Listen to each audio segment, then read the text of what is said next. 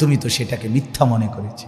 আরে মাত্র না চাই হুজুররা এটি কয়, কইতে লাগলি কি আর কোনটা কমাইয়া কয়, এমন বেদ্যপ আছে না? আরে রাখ বেড়া, সব কানে হুজুরারে দৈরা আনিস না, সব কানে হুজুররা, সব কিছুতে হুজুরারে দৈরা আইন। হুজুরার সব ধরতে গেলে আর দুনিয়ার চলন লাগতো না। এমন অসভ্য লোক আছে কিনা বলেন? কি বলল, কি বুঝাইতে চাই, কি বুঝাইতে চাই? আমি একদিন আমার এক বড় লোক, ভদ্রলোক, বিরাট মানুষ, এবারটা আমারে এরম ওয়াজে বসছি আর কাগজ লিখে দিছে, কি কি বলতাম না, এ রাজনৈতিক কথা বলবেন না, বিতর্কিত কথা বলবেন না, আরো কিতা কিতা জানি অনেকটি লিখে দিছে, মানে 7-8টা হইল, নিচে লিখে দিছে। এরপরে কোরআন সুন্নাহ থেকে কথা বললি। পরে আমি খুব সুন্দর করে বলছি যে আঙ্কেল, মনে কিছু না নিলে এ যেটি যেটি লিখছেন বলা যাবে না, এগুলো বাদ দিয়া কোরআন সুন্নাহর কথাটা কেমন হয় এটা স্যাম্পল হিসাবে একটু আমনে 10টা মিনিট কুদুর কর, এরপরে আমি এটার ব্যাখ্যা করব। মানে আমনে আগে, আমনে তো যেহেতু বুঝছেন এটি বাদ দিয়া কুন্ডি কোরআন হাদিসের কথা, এই কথাটি কুদুর আমনে কুদুর 10টা মিনিট বলেন, পরে 2 ঘন্টা লাগাইয়া আমি এটি বুঝাবো। আমরা কি আর এগুলো জানি? হাবড়া শুদ্ধ মারে, আমরা কি আর এগুলো জানি? তা না জানলে আপনি ফাজলামি করলেন কেন? কথা বলেন না কেন? আপনি এটি লিখলেন কেন? কথা বলেন। আমার সাফ কথা, আওয়ামী লীগ বিএনপি বুঝি না আমি, আমার বাপ মুসলমান। আপনারা প্রত্যেকের কাছে অনুরোধ, রাষ্ট্রের শেষ মাথা থেকে একেবারে শেষ পর্যন্ত জমিনের প্রত্যেক বিষয়েই কোরআন সুন্নাহর আলোকে উলামায়ে কেরামকে যদি কথা বলবার সুযোগ দেয়, তাহলে রাজনৈতিক ব্যক্তিরাও সংশোধন হবে, সমাজের সাধারণ মানুষরাও সংশোধন হবে, হাসরের ময়দানে সকলেই তখন লাভবান হবে। যারা রাজনীতি করেন আপনারা এই দেশের বাহিরে না, আপনারাও শোনা দরকার, আপনাদের রাজনীতিতে, আপনাদের দলে, আপনাদের ক্ষমতায়, আপনাদের দুনিয়ার এই সমস্ত নীতিতে কোথায় কোথায় ভুল হচ্ছে, এটা কি শুধরায়া দেওয়া বলা উচিত নয়? তাই উলামায়ে কেরাম এই কাজটাই করছে, এই খেদমত করছে। এটা বাধাগ্রস্ত করলে ওই ব্যক্তির ক্ষতি হবে। 50 বছর ধরে যিনি রাজনীতি করেন, আপনার জিন্দিগিই তো রাজনীতি, তাহলে আপনি যদি রাজনীতির কোনো বিষয়ে কোরআন সুন্নাহর কথা বলতে না দেন, তো আপনি সংশোধন হবেন কিভাবে? আপনার আখিরাত মিলবে কিভাবে বলেন? তখন কিভাবে মিলবে? আপনার পরকাল তো টিকবে না, তখন পরকাল তো টিকবে না। ও জানাজার নামাজের সামনে 30 জন বক্তৃতা দিলে আপনারে ফেরেশতারা বেহেশত দিবে, এত রঙে দোয়ান বাহি খায় না, এত হুগনা সিরা বেজে না, ফানি দন লাগে। আমরা দেশে আরো একটা কয়, কইতাম নি এটা, এত ভাত দুধ দিয়ে খায় না। কথা বুঝেন নাই? সাফ কথা নিয়ে সব বিষয়ে, দ্বীনের বিষয়ে, সকল ব্যাপারে আল্লাহর কথা, শরীয়তের বিধান শোনা উচিত। উচিত কিনা বলেন না কেন? সংশোধনের ফিকির চাই, পরিবর্তনের ফিকির চাই। আজকে সারা বাংলাদেশের আমরা উলামায়ে কেরাম প্রতিনিয়ত এই শিক্ষা, এই সিলেবাস, এই কারিকুলাম, এই ট্রান্সজেন্ডার সহ ছেলে মেয়ে, নারী পুরুষের অবাধ মেলামেশা, ফ্রি সেক্স, ফ্রি একেবারে ওপেন অবাধ যৌনতা, ফ্রি মিক্সিং করার ইউরোপীয় যেই ষড়যন্ত্র বাংলাদেশে বাস্তবায়ন করার চক্রান্ত হচ্ছে, সেটা কোনো দলের উঠানামার কোনো বিষয় না, এটা আগামী প্রজন্মের বাঁচানোর বিষয়। 12, 13, 14 বছরের ছেলে মেয়েদেরকে বাঁচাইতে হবে, বাঁচাইতে হবে, বাঁচাইতে হবে এই অসভ্যতা থেকে, এই নোংরামি থেকে, এই অশ্লীলতা থেকে। ট্রান্সজেন্ডার বাংলাদেশে বাস্তবায়ন হতে দেয়া হবে না। সাফ কথা, এক সাগর রক্তের বিনিময়ে হলেও সমকামিতা বাংলাদেশে বাস্তবায়ন হবে না ইনশাআল্লাহ। খামখেয়ালি করলে হবে না। 7ম শ্রেণীর বই থেকে শরীফার গল্প নামে এই গল্প বাদ দিতে হবে।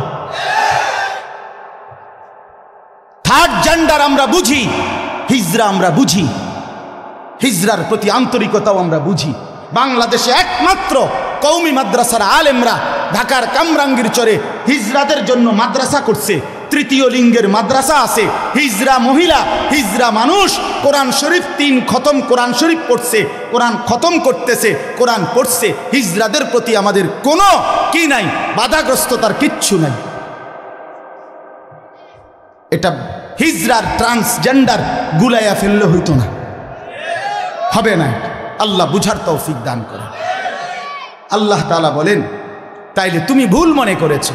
ক্বালু রব্বানা গালাবাত আলাইনা শিকওয়াতুনা ওয়া কুন্না কওমান যাল্লিন। আহা, নাফরমান জাহান্নামী তখন বলবে, আল্লাহ, আমার দুর্ভাগ্য আমার কপালের উপরে লেগে গেছে, আমি বড় মন্দ কপাল, আমি বুঝি নাই, আমার দুর্ভাগ্য আমার উপরে প্রভাব বিস্তার করেছে।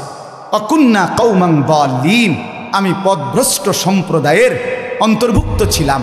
আল্লাহ, ভালো মানুষ আমি পাই নাই, নেককার মানুষ পাই নাই, চরিত্রবান মানুষের সংস্পর্শ পাই নাই, কিছু অসভ্য মানুষের সাথে চলছিলাম, ফলে আজ নাফরমানির জিন্দিগিতে ভেসে গেছিলাম। মাওলা, আমার দুর্ভাগ্য মাওলা।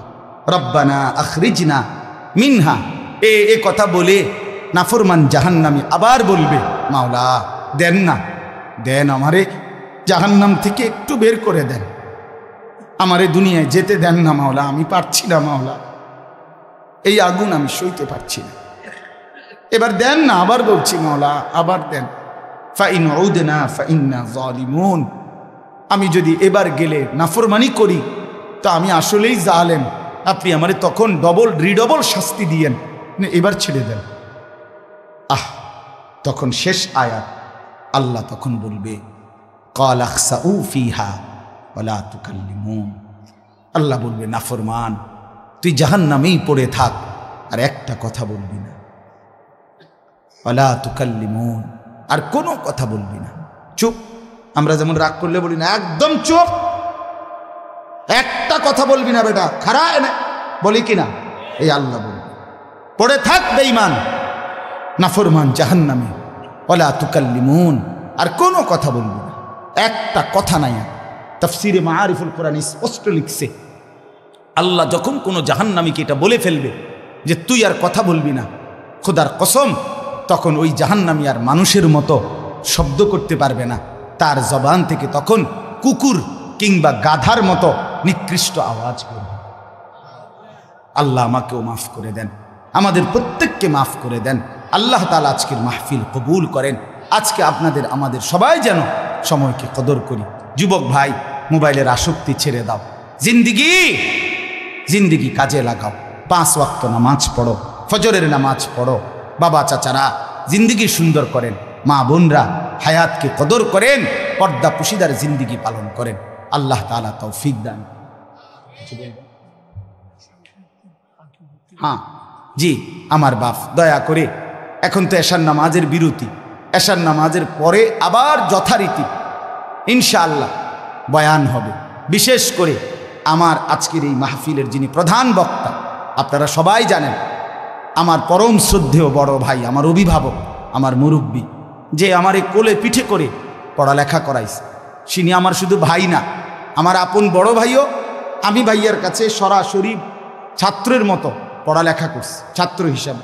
ভাই আমার ছোটোবেলায় কোলে করে বাসের সিটে বসায় নাই, কোলে বসাইয়া নোয়াখালী লক্ষ্মীপুর টুমচর মাদ্রাসায় ক্লাস 5-এর পরে দিয়ে আসতো, আবার ভাইয়া আনতো গিয়া ব্রাহ্মণবাড়িয়া দিয়ে আসতো। মানে এত ছোট ছিলাম যে সিটে বহাইতো না, কোলে বইতাম ভাইয়ের। সেই বড় ভাই আলহাজ হজরত মাওলানা মাহবুবুর রহমান আশরাফি দামাত বারাকাতুহুমুল আলিয়া, ভাইয়াও ইনশাআল্লাহ বয়ান করবে। আপনারা এশার নামাজের পরে আবার যথারীতি সবাই জমে বসবেন, বলেন ইনশাআল্লাহ। এখন একটা অনুরোধ হইল, নওজোয়ান ছেলে, তোমরা যারা এশার নামাজ না পড়ে এখন ভাগ্যে যাইবা গায়ে দিক সেদিক, তোমরা কদ্দুর হাত উঠাইলে তোমগুলো লাগে আলাদা একটু দোয়া করতাম, একটু হাত উঠাও যারা এশার নামাজ পড়তা না। না না, অনেকে পড়বে না, আমার এটা একটা বুঝ আছে না, আমরা বেনামাজি দেখতে দেখতে আছে কি নতুন দেখিনি, তাইলে অপদার্থ দেখতে দেখতে একটা আইডিয়া আছে না। হ্যাঁ, হাত উঠাও ভাই, নামাজ পড়তা না এরম অসভ্য যারা, তারা একটু হাত উঠাইলে তোমরা, আর নাহলে ছবি উঠে এরা হোক তোমরা। কাজে দয়া করে এমন জঘন্য কাজ কেউ না করে, আজকের এশা থেকেই শুরু হোক পরিবর্তন, ঠিক আছে ইনশাআল্লাহ। আল্লাহ তাআলা প্রত্যেককে তৌফিক দান করেন। একটা ছেলেও এদিক সেদিক যায়ও না বাপ, এশার নামাজের জন্য প্রস্তুতি নিয়ে অজু করে নামাজে সেজদা দাও।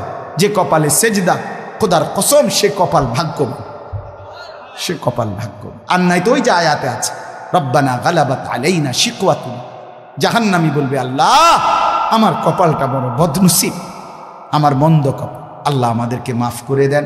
আমার চাচা জনাব আলহাজ মফিজউদ্দিন ভূঁইয়া সাহেবকে আল্লাহ তাআলা কবুল করেন, মাদ্রাসাকে আল্লাহ তাআলা কবুল করেন, আপনাদের সবাইকে আল্লাহ তাআলা ভরপুর বরকত দান করেন। আমিন। সুবহানাল্লাহ।